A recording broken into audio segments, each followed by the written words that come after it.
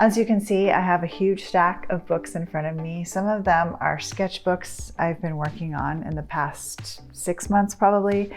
And I also have some art books that I wanted to share with you.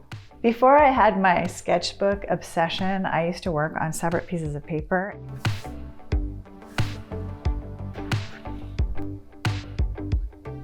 But I really wanted a way to keep them all together. So I got a bunch of these really inexpensive sketchbooks.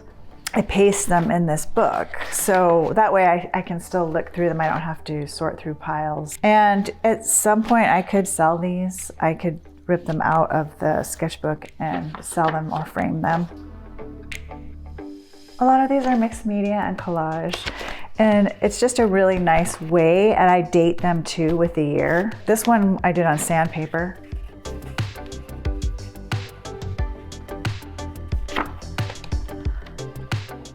And they're just really fun little memorabilia. Sometimes they give me ideas for pieces that I want to do, but a lot of times you just can't recreate this stuff. Here I did a whole page of thumbnails with composition ideas. For now, I think let's step away from these and go into the sketchbooks that I've been working on. This one is a ginormous sketchbook. I decorated the cover, which was super fun.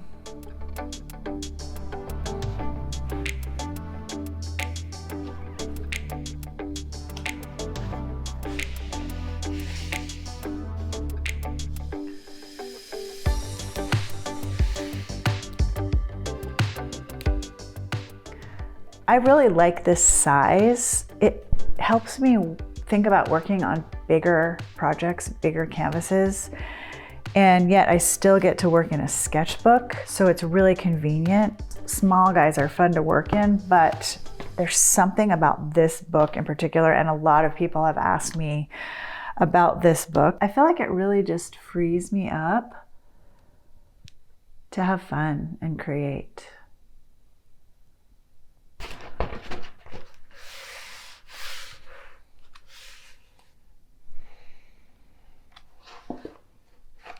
This one I did in the dark when my friends were watching a movie and I didn't feel like watching a movie, so I sat over there on the floor with some art supplies, and that's why it looks not like something I would do, because I couldn't see the colors.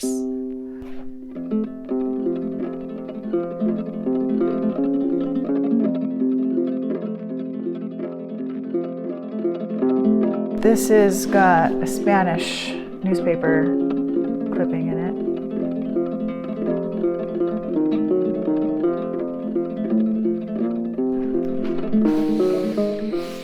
I treat this book a little bit more importantly than the other books that I have because the paper is really nice and really expensive. And when I do art in this book, I make an effort to have this mindset of creating something that I'm proud of. I don't love this piece, but it's got good value and it's got, I don't know, there's just some really good things about it overall as a piece. I don't think it works. I guess that's subjective, but.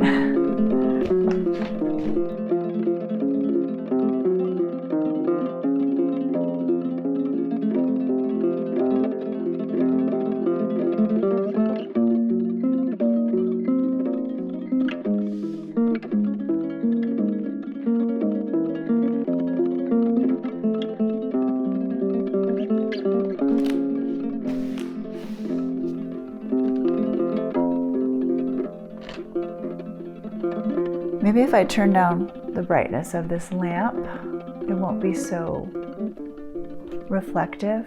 And this is a canvas desk lamp. It's a great light if you're working somewhere where you don't have a lot of light.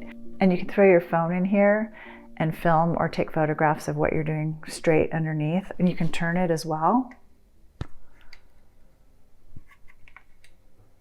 I don't want you to see my dirty kitchen. But if you're interested in one of these, I can give you a 10. If you're interested in one of these, I have a 10% discount for you.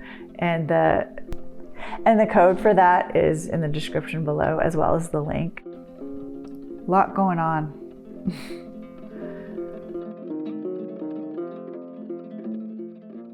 I feel like this one I could go in and fix. I don't love it. This one as well. This one's still in progress. This is one I did for an episode. You can watch me create this from start to finish.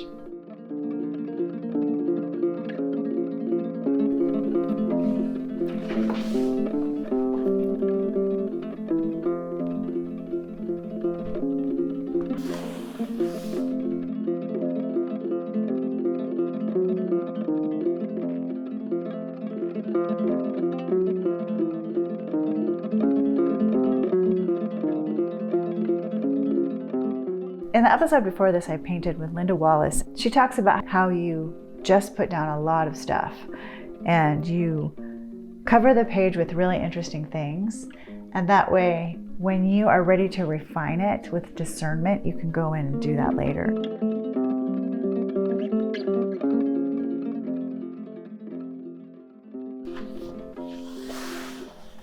Here's another one.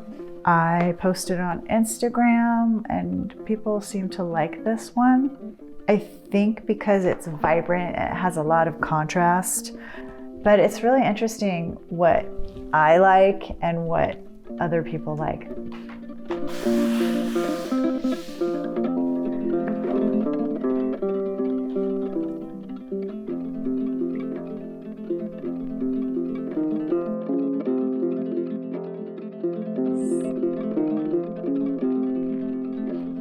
Here's the last, and I don't love this one. I still want to work on it. It's a little bit too patchworky and smushy. I only have 3 pages left in this. When I do fill a sketchbook up, there's just this amazing sense of accomplishment.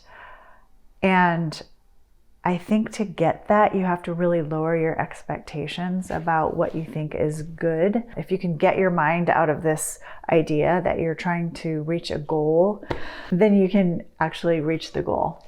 It's sort of a Zen concept. If you just relax and let go, then things will happen more easily. This book is a great example of that. I love seeing the edge of this book. Even this in itself, to me, is art, just this. And the art inside isn't fantastic or fabulous, by no means. Sandy Hester is one of my favorite YouTube artists, and she had an episode on how to create faces really easily, and it was just a great little episode that she did. So that's why I have this page of faces here. She's got some really cool tips on how to do it. If you can find it, I would watch that. This is my mom. Can you tell? Oh, this is my favorite teapot. Just doing some swatching in here. This is self-portrait. I took a photo of myself in the mirror and did a couple versions. This was someone in a movie called Rebecca, and I like the actress's face. This sketchbook is sketchbook paper. It's not thick, it's just really thin paper. Don't have any anxiety about working in this with this paper because it's so cheap. And some of the stuff turns out really good because your guard is down and you're relaxed. I don't know what esbat means, but I liked it.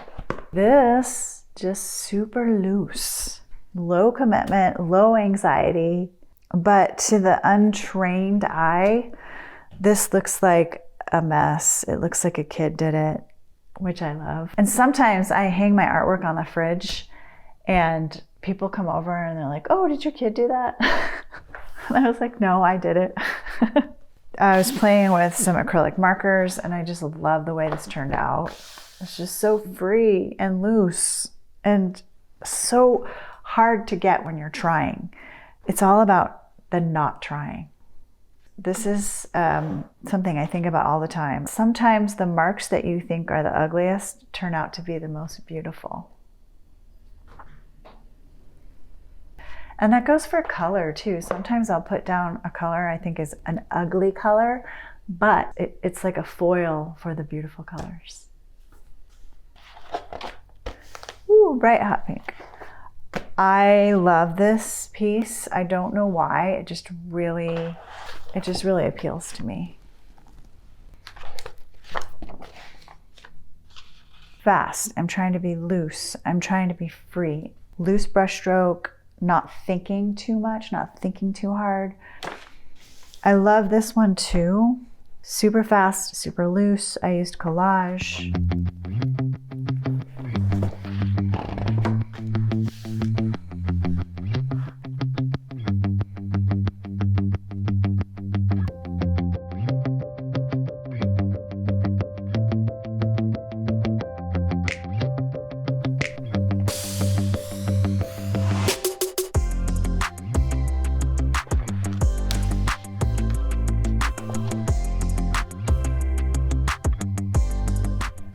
I would say I'm about 3/4 of the way through this book. Not that we're counting. Let's see what I've got in here. These tiny books, they're really beautiful objet when you're done, and you can put them out on the coffee table for when your friends come over and they can just look through your art. It's just a really interesting conversation piece. And sometimes the pages stick together.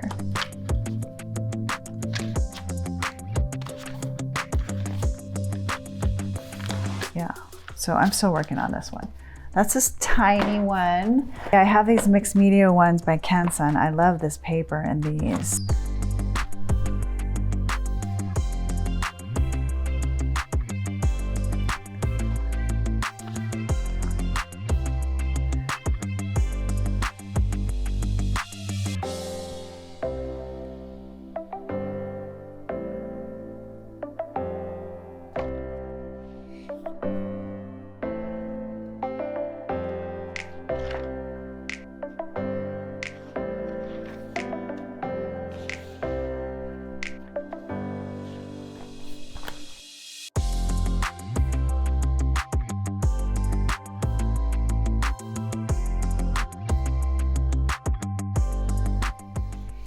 And I would say, you know, quantity is over quality, because quantity will give you quality. You know, you're working for your 10,000 hours, right? You want to get your 10,000 hours in. I feel like I'm at about 6,500 hours. I hit these like plateaus where I don't feel anything, and then I start to recognize things more easily. I have an awareness about what I'm doing and why things work and why things may not work, mostly why they work. But I think the more you do it, the more aware you become. I like this one because it's very simple. It's got great composition. Very bold, simple compositions.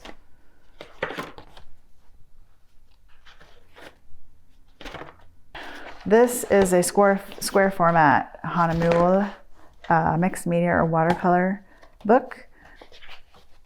Beautiful paper in this. This I was swatching out. And a note from my husband that I really liked, and I love it when he encourages me. This book I also treat as kind of special. I'm just going to flip through some of these and not talk about them too much, but if you have questions, you can email me at kitchencounterabstract@gmail.com, and I would love to see some of your work too. So I won't share it with anyone. I'm just really curious to see your art. Or in the comments below, share your Instagram handle with me, with us, so we can see your work.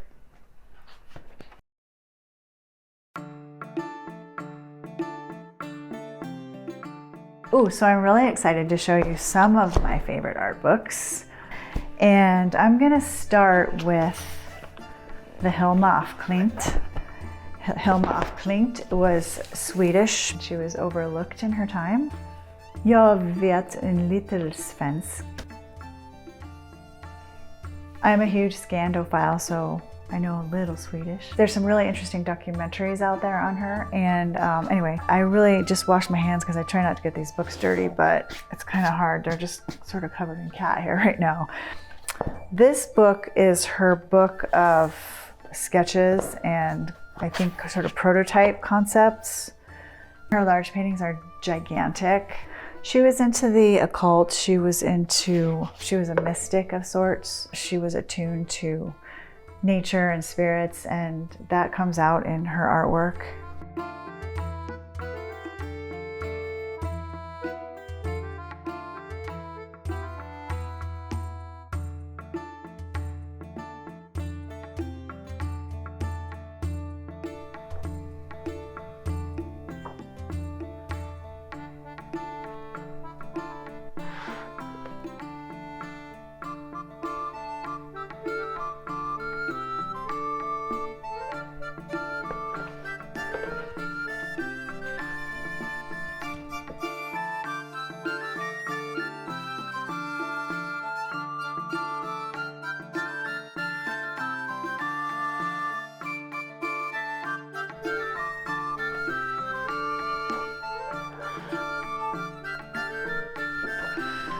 Those are nice to look at with the tea on a rainy day. Another one of my favorites is Elmaleh, and I found this book at a random bookstore when we were on vacation somewhere, and I found out later that somebody I know is related to him, so I was really excited about that.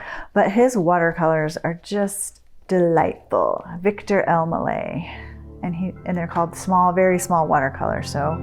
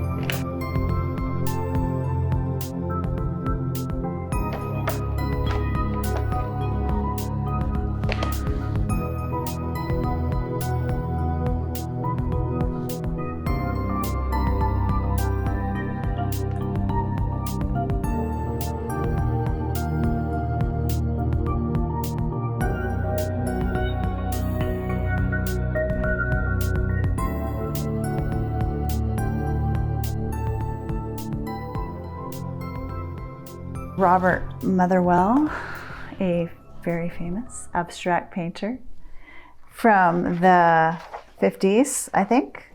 This book was printed in '83.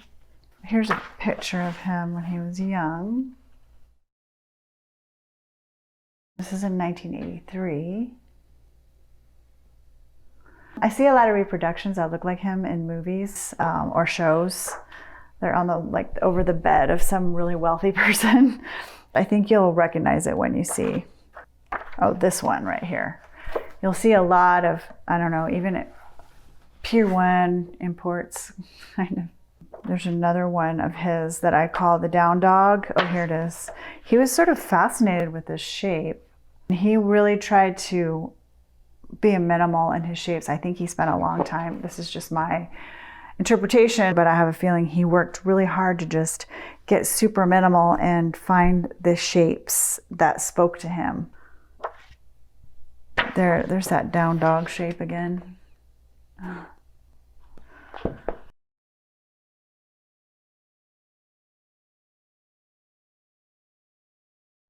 And what I love about Motherwell is the brilliant simplicity and the fact that he worked on huge canvases. The skill level to restrict your palette to get just the right brush stroke is amazing. It's like next level. It's beyond what I can do or what I would be able to do. Have you ever tried to paint a really simple painting? I love this one. Yeah, this piece is called 5 in the afternoon. This one is from 1949.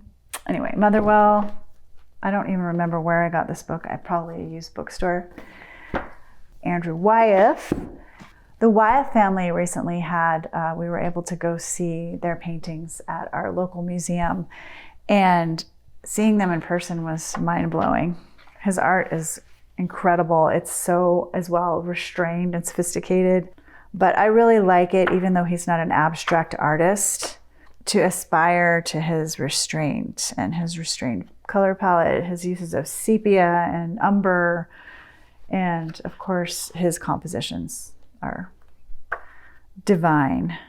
So that was a really great exhibit to go to. And if you ever get a chance to see any of the Wyeth family paintings, I would recommend going. My husband and I found this book, a secondhand bookstore, when we were traveling. Some of the pages are falling out, but we refer to this book all the time. We love this book. It's got so many interesting things in it. It's drawings and watercolors. This is page 209, but here's an abstract I love by Maurice Estève. It's just a really fun variety of artists and art styles that just appeal to us. A lot of abstract in here. I think that's why I love this book so much. Mondrian, Max Ernst. That's a charcoal. Giacomo Manzu.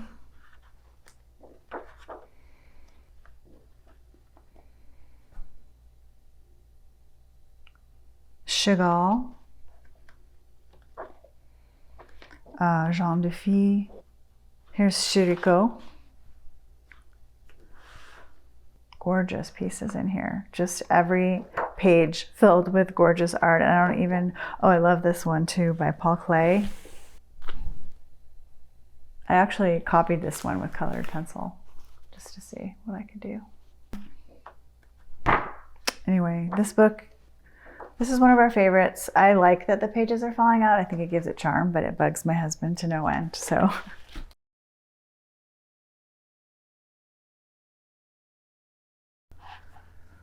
I do really like this one.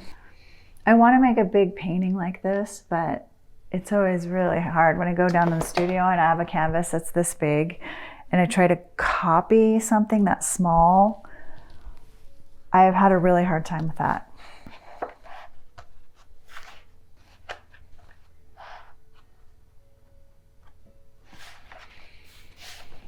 I like this one too.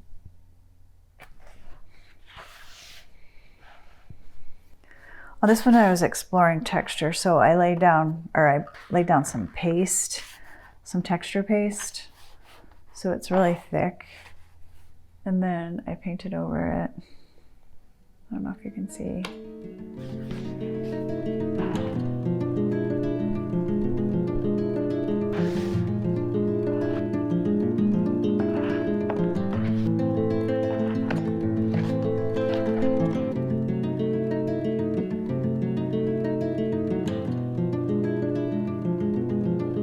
That T bothers me. I really want to just sit on the top there. There, that's better.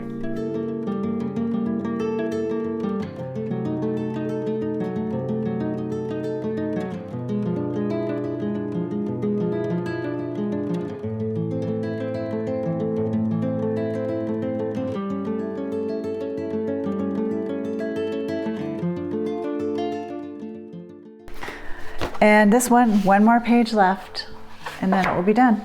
Here's a book that it's an old mathematics textbook, and I do have an episode on painting in books. This is nice because, again, low commitment. You don't really feel like you're wasting paper when you paint in these, unless you're a librarian and you have a moral conflict about this. These books aren't going to be used by anyone, as far as I know. This one's on like mathematics from the 60s or something. When I paint in the morning, I'll just rotate through some sketchbooks. I include this one because this one I can just sort of get warmed up in it.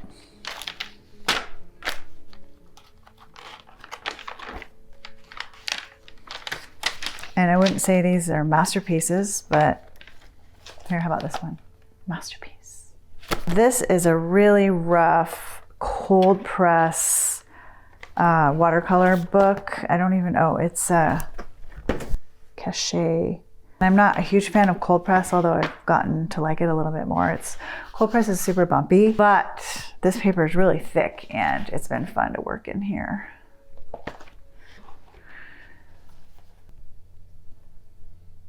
This was an abandoned piece, but I think it's pretty.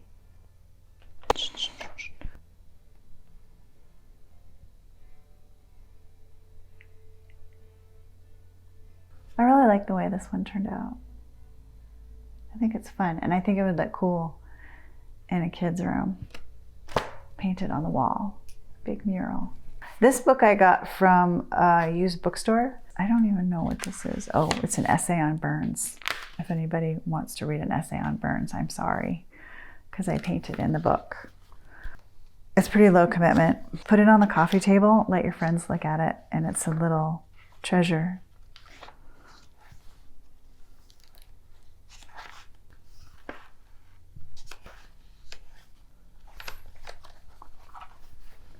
There's an artist on Instagram, and I can't remember their name, but this reminds me of them. Here's the cover. Blind contour drawing to warm up. I don't think I have very much in here, but there's a few pieces.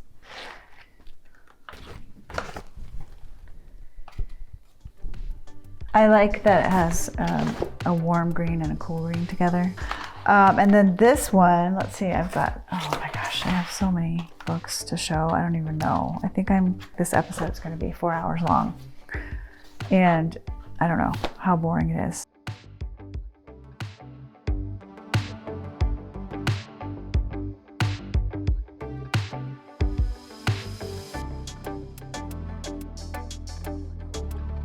This is one I just started this morning while I was drinking some coffee and I only had one hand.